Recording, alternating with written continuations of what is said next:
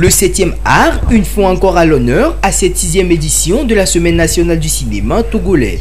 L'événement a été lancé officiellement ce mardi 6 septembre par le ministre de la Culture et des Arts en personne, le Dr Kossil Amadokou. Pour cette édition 2022, le thème retenu est « Soutien à la création et à la production cinématographique et audiovisuelle au Togo ». Une manière pour les autorités en charge de la culture d'inciter à plus d'actions d'accompagnement et de financement pour une meilleure avancée du secteur cinématographique. Le cinéma togolais en plein essor, il a besoin de soutien parce que c'est une industrie qui a besoin de dépenses, de gros sous. Quand nous parlons de Hollywood au Nigeria, ce n'est pas forcément les moyens financiers personnels, c'est des individus qui aident. Pour qu'on parle aujourd'hui des cinémas au Nigeria, c'est qu'on a eu des financements énormes. Et ces financements ne viennent pas seulement des partenaires financiers, mais c'est des partenaires personnels privés. Donc nous lançons un cri pour que les Togolais aident le cinéma, aident la production cinématographique au Togo. Malgré les avancées enregistrées dans le domaine cinématographique au Togo, beaucoup de défis restent encore à relever. C'est pour mieux outiller les acteurs du domaine à mieux faire face à ces différents défis que des actions innovantes sont prévues pour cette année. Nous sommes toujours dans cette logique qu'il faut que le cinéma togolais soit vu des Togolais. C'est pour cela que nous avons même organisé un lancement cette année à l'intérieur du pays. C'est pour approcher le cinéma togolais du Togo profond. Ensuite, il faut toujours continuer avec la formation. Nous savons qu'on ne peut pas parler de cinéma sans formation. Nous avons des problèmes d'école de cinéma, nous avons des problèmes de formation. Donc il faut aider les jeunes qui n'ont pas les moyens pour aller dans les grandes écoles à se faire former. Il faut les aider à les former. C'est pourquoi nous avons programmé des activités, des ateliers. Nous avons formé depuis la région de la Kara, région centrale, région des Savanes, plateau maritime. Nous avons à ce jour, pour cette édition, nous avons formé au moins 48 personnes. Nous avons voulu qu'à partir de cette édition, il faut introduire la notion de compétition. La notion de compétition parce que nous pensons que c'est par rapport à cette notion que le cinéma togolais peut effectivement évoluer. Nous aurons à la fin doté les prix les premières réalisations. Vous verrez que première réalisation en documentaire, première réalisation en fiction court et long métrage, ils auront des prix juste pour les encourager afin que le cinéma togolais rentre vraiment dans la logique des créations internationales. La Semaine nationale du cinéma, c'est avant tout un cadre de promotion et de découverte de talents. Une occasion pour les acteurs du secteur de faire montre de leur savoir-faire. C'est une belle initiative, hein, cette semaine du cinéma au Togo. Ça permet de pouvoir donner plus de visibilité au cinéma, de permettre de regarder quand même l'éventail de production cinématographique que le Togo produit. Et ça permet aussi au public togolais de découvrir les talents du Togo et surtout permettre aux décideurs de voir que le Togo et le cinéma togolais est regorgé de talent, de potentiel. La problématique du cinéma togolais, c'est le financement. Le financement parce que les cinéastes, les producteurs peinent à trouver, à mobiliser les moyens, mais avec la mise en place future du fonds SICA, du Fonds national du financement du cinéma, et avec l'application les décrets d'application sur le code du cinéma et de l'image animée, je crois que c'est une bonne thématique qui vient à point nommé. Le financement reste l'enjeu crucial du cinéma togolais et je pense que sur les années à venir, ça doit être le socle du développement du cinéma togolais. La semaine de cinéma représente beaucoup de choses pour nous parce que s'il n'y a pas des initiatives comme ça, comment est-ce que nous pouvons nous faire connaître? Mettez la main à la poche pour que nous puissions lever le haut le cinéma togolais et pour que vive le cinéma togolais et la culture togolaise. Ce n'est qu'une joie pour moi parce que ce sont des éléments qui viennent en addition à ce qui existait déjà. Le fonds SICA qui vient de paraître, qui est consacré uniquement au cinéma togolais. Je pense que c'est toujours très bien d'entendre ces choses-là. En tant que cinéaste, en tant que réalisateur, en tant que producteur, je parlais de ce qui englobe le cinéma togolais. Donc du coup, savoir qu'il y a des efforts qui sont en train d'être faits, ça ne peut que contribuer à l'évolution du cinéma.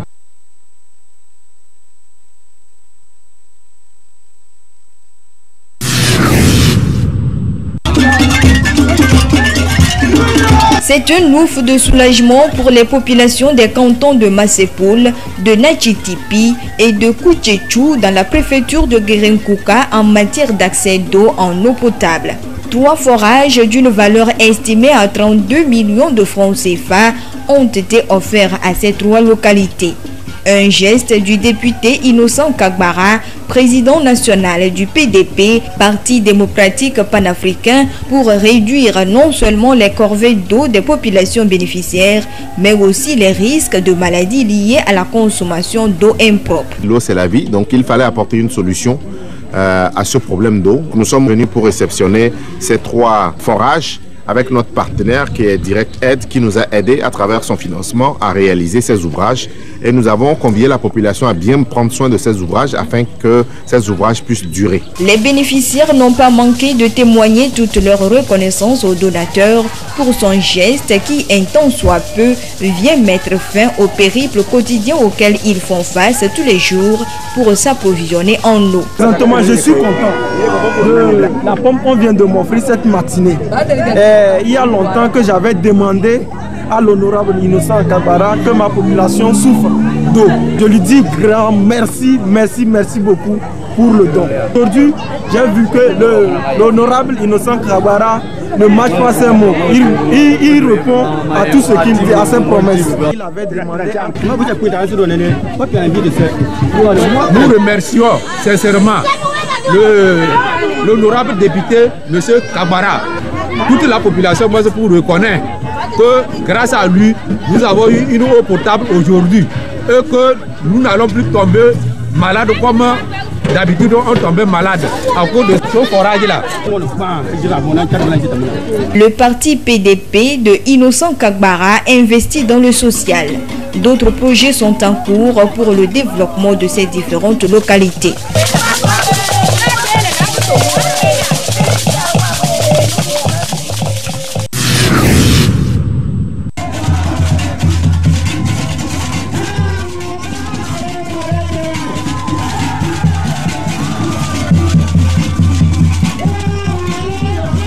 Après 2 ans de suspension suite au Covid-19, c'est la joie pour ces natifs des préfectures de Bassar et de Dankwen de se retrouver pour célébrer la fête traditionnelle de Contre Nidak aux fêtes des Ignam.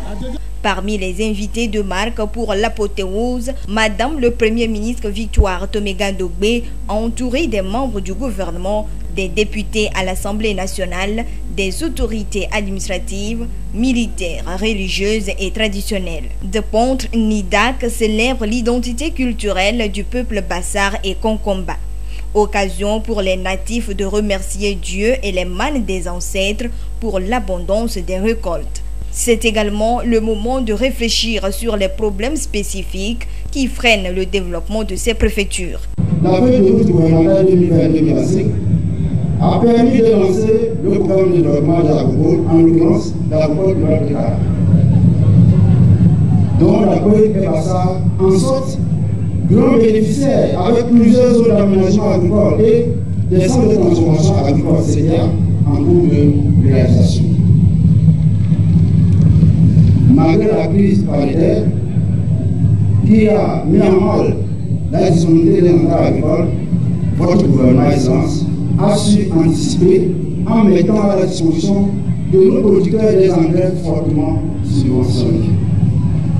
À travers le projet du président de la République de doter chaque canton d'une ZAP, vous avez augmenté les capacités productives du Grand Bassar en réalisant une trentaine de ZAP dans la zone en cycle de temps. Contre Nidak est un rendez-vous culturel, un moment de recueillement, de réflexion sur les problèmes spécifiques au peuple Bassar et Konkomba. Le peuple Bassar Konkomba remercie le chef de l'État pour sa politique de développement du Grand Bassar qui s'inscrit dans la droite ligne de nos aspirations. Nous exhortons nos frères et sœurs du Grand Bassar à suivre les instructions fermes des hautes autorités pour arriver à bout des menaces sécuritaires. Nous resterons mobilisés et engagés aux côtés du chef de l'État pour soutenir cet effort de lutte contre cette guerre asymétrique.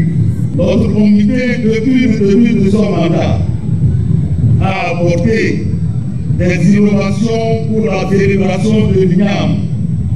C'est le lieu de saluer la mémoire de ses membres, dont le président ainsi que des aînés qui ont rejoint l'Orient éternel pour leurs actions en faveur de la culture du Grand Bassin.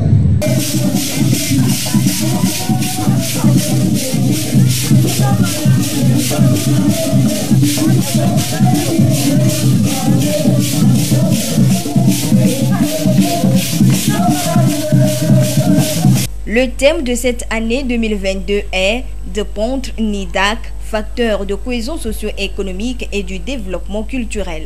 En relevant la contribution de la culture d'Ignam au développement, le ministre de la Culture et du Tourisme a invité les vaillantes populations du Grand Bassar à se souder comme un seul homme pour que règne l'harmonie et la paix. Pontre Nidak, fête des Ignam dans le Grand Bassar, est un vibrant témoignage de l'union entre le peuple Bassar et Kokomba. Il s'agit d'une fête à la fois d'essence agraire et à vocation spirituelle. En effet, au-delà des réjouissances populaires, elle est l'occasion annuelle de requérir l'autorisation des divinités pour goûter à la nouvelle Ignam, d'où l'expression Pontre Nidak. L'Ignam, tubercule dont le pays Bassar est le principal pourvoyeur du Togo, est reconnu et très prisé partout, particulièrement la variété Labako qui traverse même toutes les frontières de notre pays et même l'océan Atlantique vers des contrées plus lointaines. Soyez fiers de cette identité en maintenant la symbiose entre la nature et l'homme afin qu'à travers ce patrimoine, vous puissiez conquérir le monde entier. Voilà, ce groupe avait impressionné plus de...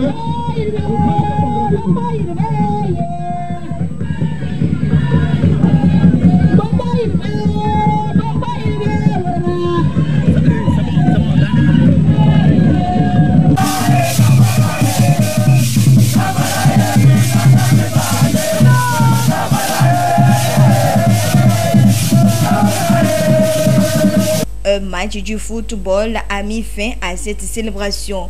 Le rendez-vous est donc pris pour l'édition 2023. C'est lorsque le cœur devient défaillant. Le cœur est incapable de propulser du sang pour pouvoir distribuer aux autres organes. Il s'agit précisément d'une pathologie dénommée insuffisance cardiaque. Selon les spécialistes du domaine, c'est une complication de certaines maladies cardiovasculaires qui touchent les personnes sans distinction d'âge. Chez l'enfant, comme cause, nous avons ce qu'on appelle les cardiopathies congénitales. Ce sont des malformations qui touchent le cœur avec lesquelles l'enfant naît. Une fois que les malformations ne sont pas dépistées tôt ou ne sont pas traitées tôt, cela peut évoluer vers une insuffisance cardiaque. Et chez les personnes adultes, la première des causes ici, nous avons l'hypertension artérielle. Nous avons également le diabète, qui est l'élévation de la glycémie. Nous avons également les infections, comme le VIH, le Covid. Nous avons aussi les cardiopathies ischémiques. C'est lorsque une ou plusieurs artères du cœur sont bouchées et cela se manifeste par des douleurs de poitrine. Et si la prise en charge n'a pas été faite dans les délais, l'évolution se fera vers une insuffisance cardiaque. Nous avons aussi l'atteinte des valves cardiaques, qui sont des portes du cœur qui permettent au sang d'entrer et de sortir. Si la prise en charge qui est le remplacement valvulaire n'a pas été faite, cela peut évoluer vers une insuffisance cardiaque. Le cœur est le moteur de l'organisme et une anomalie dans son fonctionnement peut entraîner progressivement des conséquences graves si rien n'est fait. L'évolution se fera d'abord vers une insuffisance cardiaque chronique au long terme et cela va entraîner d'autres complications qui sont les troubles du rythme, c'est-à-dire le cœur qui va battre très fort de façon soit régulière ou bien soit de façon désordonnée, ou soit le cœur qui va battre très lentement, ou bien soit des complications thromboemboliques. Lorsque le cœur bat de façon désordonnée, cela peut entraîner la formation des caillots qui vont aller boucher les vaisseaux, qui peuvent entraîner des AVC. Et à un stade avancé, il peut arriver la mort subite, qui est vraiment dramatique. L'insuffisance cardiaque est curable, mais demande beaucoup de moyens financiers, surtout dans les pays en développement comme le Togo. Il est donc préférable de garder le cœur sain pour une bonne circulation du sang dans l'organisme. À cet effet, il est conseillé d'adopter un bon comportement alimentaire. C'est de manger moins gras, de manger moins sucré, moins salé, d'éviter l'alcool, d'éviter la cigarette et aussi de privilégier les légumes et les poissons, volailles, d'éviter les boîtes de conserve parce que c'est vraiment riche en sodium, en sel. La fatigue, le manque d'énergie, l'essoufflement, la confusion ou le trouble de la mémoire, le gonflement de pieds et des jambes sont entre autres signes cliniques de l'insuffisance cardiaque. En cas d'apparition de ces symptômes, il est vivement conseillé de se rendre dans un centre de santé pour un bilan médical.